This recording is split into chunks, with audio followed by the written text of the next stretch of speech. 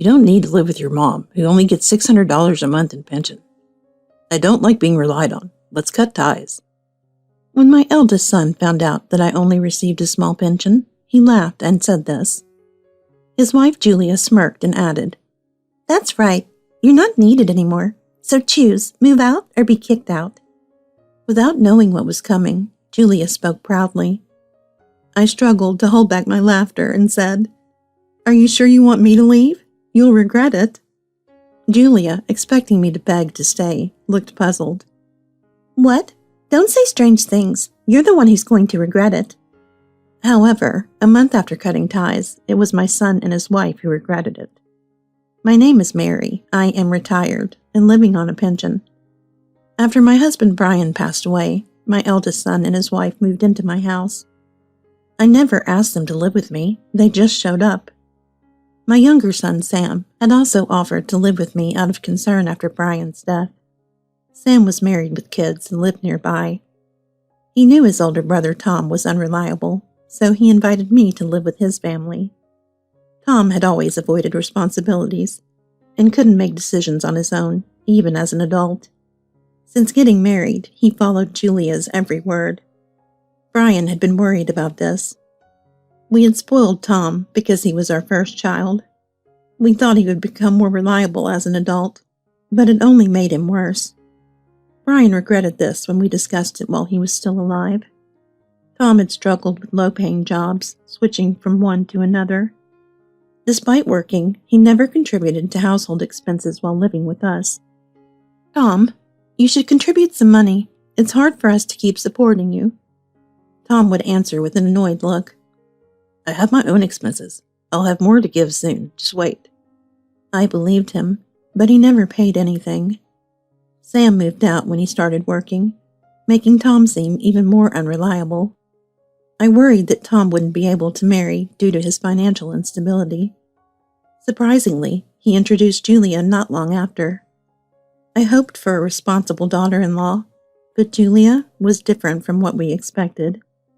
"When we get married, we'll live here. This place is spacious and nice." Before introducing herself, she was already touring the house. I don't know what Tom told her, but I thought they'd move out after marriage. "Julia, are you planning to live here with us?" Julia looked confused and answered, "No, Tom and I will live here alone. You and your husband should move out." I was shocked that she expected us to leave our own home. "Where would we live? This is our house." Brian agreed and tried to steer the conversation back to their marriage. But Tom just kept looking to Julia for answers. "It would be a nice wedding gift if you gave us this house. It's too luxurious for you anyway." Brian, furious at her arrogance, ordered them to leave. After their disrespectful visit, Brian refused to approve of their marriage. When Tom returned, I asked if he was serious about marrying Julia. "Yes, but I'm not sure about living here. I didn't know Julia would say that." I was frustrated by Tom's indecision. Because you can't stand up for yourself, Julia feels entitled to speak out of turn. "We're not leaving. You two need to find your own place." Tom looked annoyed, but didn't say anything definitive. Even though Brian didn't approve, we couldn't stop two adults from marrying. Sam was curious about Julia, so he called me. "I couldn't be there, but how did it go? She didn't cause trouble, did she?" I told him that Julia left before we even talked about the marriage. When I shared that Julia suggested we move out so they could live there, Sam laughed. "Tom is really marrying someone like that? I wouldn't want anything to do with someone who kicks out their in-laws." I didn't want anything to do with her either, but I felt she would push to live in our house. When Tom and Julia's marriage was officially decided, the idea of living with us was off the table. During a meeting with Julia's parents, Brian refused to give up the house. Julia's father, seeing reason, told Tom and Julia to find their own home. "You need to find a place yourselves. It's not right for them to move out." Julia protested. "Dad, don't interfere. I want to live in that nice house." Her father didn't budge. "Please, could you reconsider? I apologize for my daughter's behavior." Seeing her mother's attitude, I realized why Julia was so spoiled. Brian also realized that spoiling Tom had made him dependent and weak. Once the housing issue was settled, we could finally celebrate their wedding. But Brian never warmed up to Julia. "Don't worry so much. You miss Sam, don't you?" Brian shouted, denying it. Though I didn't like Julia either, I planned to tolerate her since we weren't living together. Julia rarely visited even though she and Tom lived nearby. She didn't come for holidays, which felt lonely at times. Sam and his family, however, often visited, so I tried not to think about Tom and Julia. Eventually, Sam announced his engagement and brought his fiancée Emily to meet us. "We should tell Tom since he lives nearby. Maybe he can come alone." Brian agreed, but looked worried when I mentioned Julia. "Don't invite her." I didn't want to invite Julia either, but I felt it was proper, as she was family. Julia's unpredictable behavior worried me. When I told Tom to come meet Emily, he seemed happy. "Just come by yourself. Julia can meet her another time." Tom seemed to understand. "Got it. I won't tell Julia." I was relieved until Julia showed up at our door with an unpleasant look. "Excluding me is mean. I'm coming as Tom's wife." She barged in and acted rudely towards Emily. I asked Tom why Julia came along, and he awkwardly explained. "I didn't tell her, but she saw it marked on the calendar." I was exasperated by how careless Tom was. I hoped Julia would behave, but soon my fears came true. "Sam and his wife shouldn't live in this house after marriage. It's meant for us." Emily was stunned by Julia's words, but calmly replied, "Oh, I see. I'll leave it up to you then." Unlike our tense reaction, Emily remained composed. Julia, feeling victorious, continued, "I'll take the house, but you'll handle your parents' care. I'm not doing it." I was fed up and shouted, "Julia, I didn't invite you today. If you don't like us, you should just leave." Julia looked at me disdainfully and left. Tom followed her without apologizing, leaving me embarrassed. I apologized to Emily for Julia's behavior. "Don't worry about it. It's fine." She was so mature, unlike Julia. Tom left without congratulating Sam or offering anything. When I apologized again to Sam and Emily, they told me not to worry. I told them what living with Tom and Julia was like, and everyone was surprised. "I knew Tom was having issues with Julia, but not to this extent." Sam and Tom mentioned Julia's spending habits, but didn't know how bad it was. "If she's going out every day, that's a problem. Isn't there anything we can do?" Sam's concern mirrored my own. Brian's stance was clear. "Tom chose her, so he needs to handle it himself. We can't fix everything for him." He was right, but I still worried. While we kept close ties with Sam's family, we grew distant from Tom and Julia. I thought Tom would reach out if there were serious problems, but then Brian suddenly collapsed at home. He was rushed to the hospital, where it turned out his health had declined. I called Sam, who came quickly with his wife and child, looking concerned. "He's stable now, but it's serious." "He'll be okay. Stay positive." Sam asked if I'd informed Tom, and I said I had. "How could he not come? Is Julia stopping him?" I doubted Julia would go that far, but when I called again, I heard something outrageous. "When Dad dies, do I have to handle the funeral? I'd rather Sam do it." I was furious that Tom was already planning for his father's death. "Just come to the hospital now." Julia took over the call. "If your husband dies, what happens to the house? Will Tom inherit it?" Her tone was cheerful, which made me even angrier. "Don't say such heartless things. Come to the hospital now." "He's probably not going to make it, right? I need to look good for the funeral, so I'm going to the salon." I didn't want her at the hospital, but I still hoped Tom would come. Even after multiple calls, Tom never showed up, and I was deeply disappointed. Brian managed to survive, but his condition remained critical. I decided to quit my freelance illustration job to take care of him. "Let me help with your husband's care. Don't overwork yourself." I appreciated her offer, but knew she had her own young child to look after. I told her I would manage as Brian stayed in the hospital. Seeing Sam's family visit regularly cheered Brian up. He especially loved seeing our grandchild. Meanwhile, Tom and Julia never came by, but Julia did call to ask, "How much longer is he planning to live? Wasn't he supposed to be on the brink?" I snapped at her. "He's still in critical condition. Show some respect and visit him." Julia hung up immediately, uninterested in visiting. Tom then called, but only to ask about the inheritance. "How much does Dad have? The house is in his name, right?" Before I could scold him, he kept talking about the estate. "Are you expecting Dad to pass away just for his money?" Tom didn't realize how much his attitude hurt me, and continued.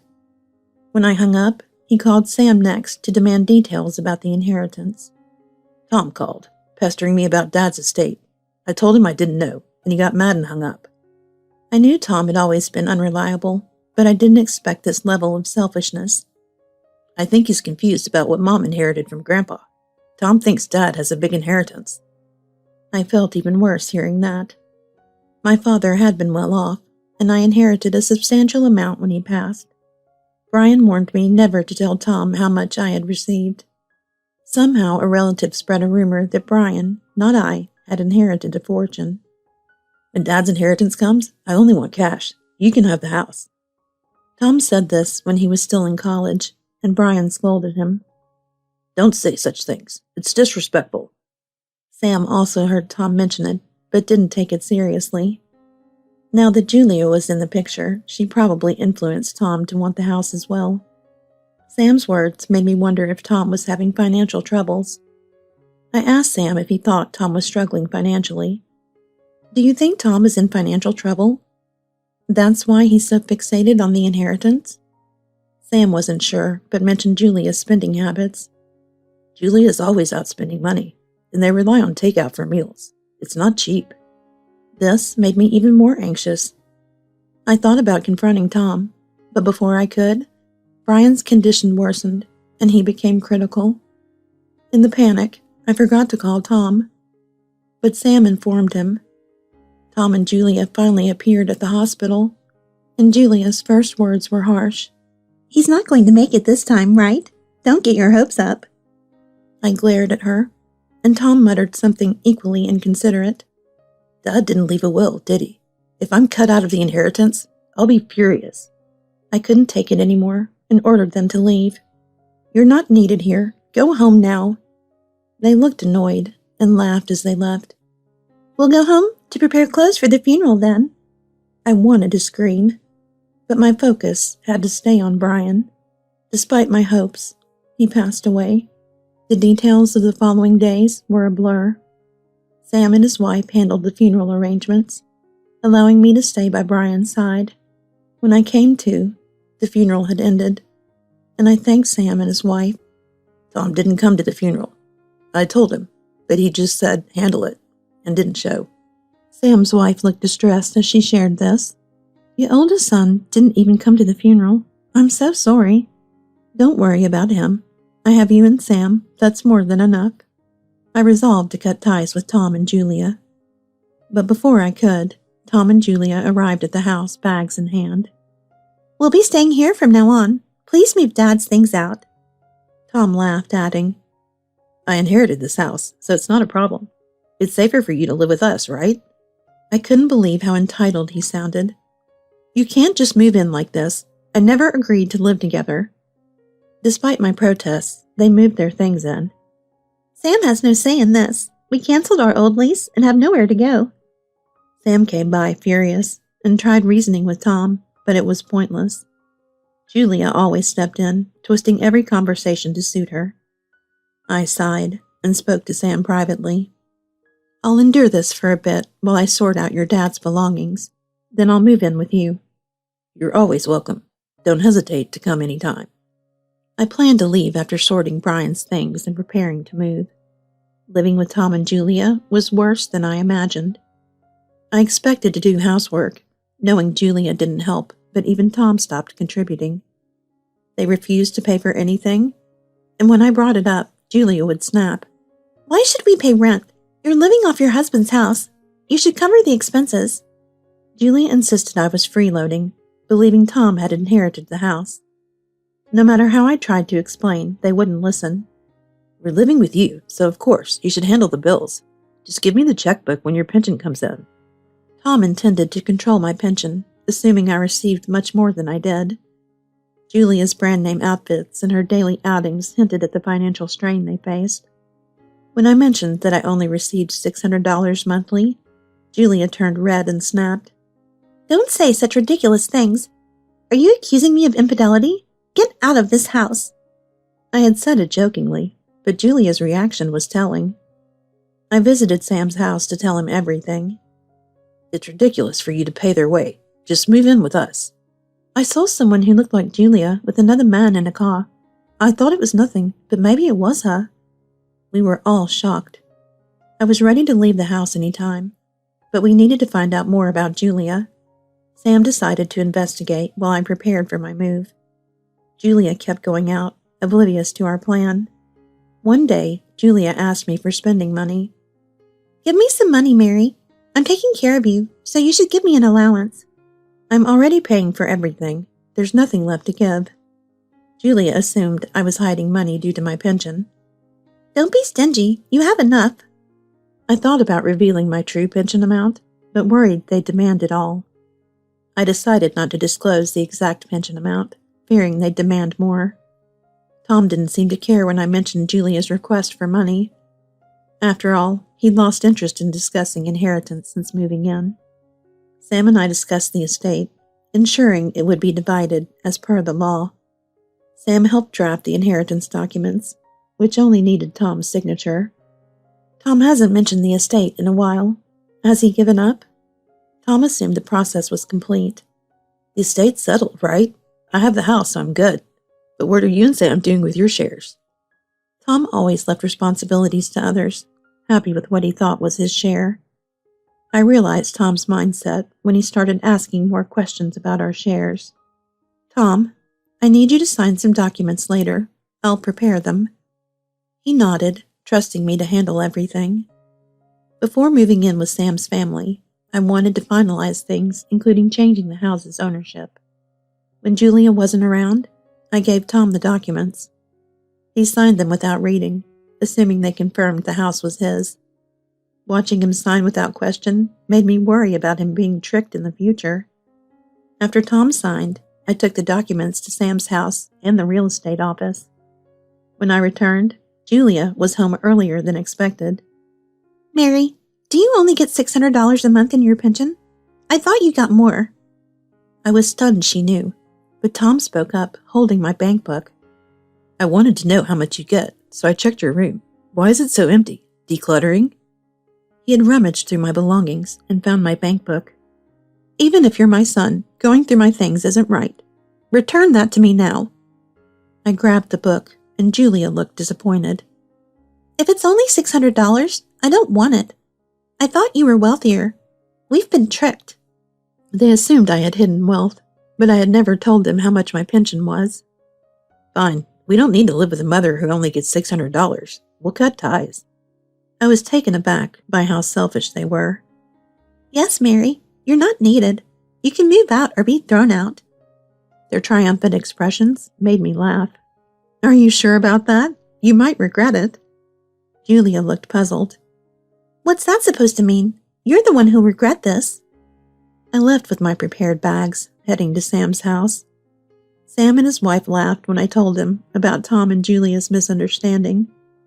Tom's always been careless, but I didn't expect Julia to be fooled too. How will they manage? You paid all the bills. Will Tom's salary be enough? I shrugged, feeling detached. It's not my problem anymore. I'm just glad I had Tom sign those papers. Sam's wife looked worried, but I reassured her. Living with Sam's family was wonderful, filled with laughter and my grandchildren's giggles. The shared chores and warmth of a loving household were a huge relief. I should have moved in sooner. Tom and Julia's sudden arrival caused so much trouble. Sam and his wife chuckled at my candid remark. One day, after a month of peaceful living, Tom and Julia burst into Sam's home. Why are we getting rent bills? This house is supposed to be ours, isn't it, Tom? Julia's loud complaints filled the room. Where's the inheritance? The bills are piling up, and our phones got cut off. Give us Dad's money. I calmly replied. The inheritance was already deposited in your account. You signed the papers, remember? Why did you come here after saying you were cutting ties? They looked at each other in shock, and then panicked. Sam handed Tom the signed estate documents. You signed this, Tom. The money was transferred to your account the next day. You have a copy of this, too. Tom stared at the paper, realization dawning on his face. I remember giving you my account number and signing, but where's the money? Wait, the house isn't in this list of inherited assets. And you only got $500 in cash? I explained, seeing their confused faces. Didn't you know the house was rented? Tom, you signed the lease paperwork. You should have known. They both seemed stunned as I showed them the lease agreement. If that's true, how did you pay rent on just $600 a month? I revealed that I used my own savings, which I inherited from my parents. Tom's eyes widened as the pieces fell into place. Tom, you signed the documents without reading. That's your fault. And where did the $500 go? Tom admitted he spent it on credit card purchases, expecting to pay it back with inheritance funds. What did you buy? Your spending left us unable to pay rent. Sam spoke up. Julia, you've been using money for your affair. We have proof. He handed Tom a report from the investigator he hired. Julia, you were cheating on me? I suspected, but hoped it wasn't true. Julia sat in shock as Tom read the evidence. Julia had believed she was manipulating Tom, but she had been deceived by her lover. I told you leaving would make you regret it, didn't I? Julia glared at me, but her expression was hollow. Yes, I was unfaithful, but I'm leaving Tom now. I don't need him. For the first time, Tom stood up for himself. You're not going anywhere without paying alimony. You owe me for this. Seeing him take a stand surprised me and Sam. Julia scoffed, but soon realized she had no leverage. Fine, I'll pay. But don't think I'm sticking around any longer. I'm leaving for good. Sam chimed in, adding a piece of information that sealed Julia's fate. By the way, Julia, your so-called boyfriend, is seeing another woman. You were just another fling. Julia's face turned pale as she scanned the investigation report, confirming the betrayal. She sat down defeated, while Tom processed everything, anger simmering in his expression. You thought you could use Tom, but it turns out you were the one being used. Julia didn't respond, staring at the floor, unable to meet anyone's eyes. Eventually, Julia left, borrowing money for her debts and taking on jobs to repay them. Her parents refused to help, ashamed of her actions. Tom moved to a modest apartment, but struggled with debts from reckless spending. He reached out to me for financial help a few times, but I turned him down. You chose to sever ties, Tom. It's time for you to stand out on your own and learn from this. Watching him leave, burdened and remorseful, was painful, but I knew it was necessary. I hoped this experience would teach him to become a more responsible adult. Despite everything, I silently vowed to keep an eye on him from afar. Living with Sam's family was a joy. My grandson's laughter filled the home, and my daughter-in-law's kindness made life sweet. Every day was busy and fulfilling as we shared responsibilities and created memories. I should have moved in sooner. Tom's sudden appearance only caused stress. Sam and his wife smiled at my candid words, happy to have me there. The chaos from Tom and Julia's intrusion felt like a distant memory as I embraced my new peaceful life. I decided I would live long, savoring every moment to support my family, honoring my late husband's wish for a connected and loving household.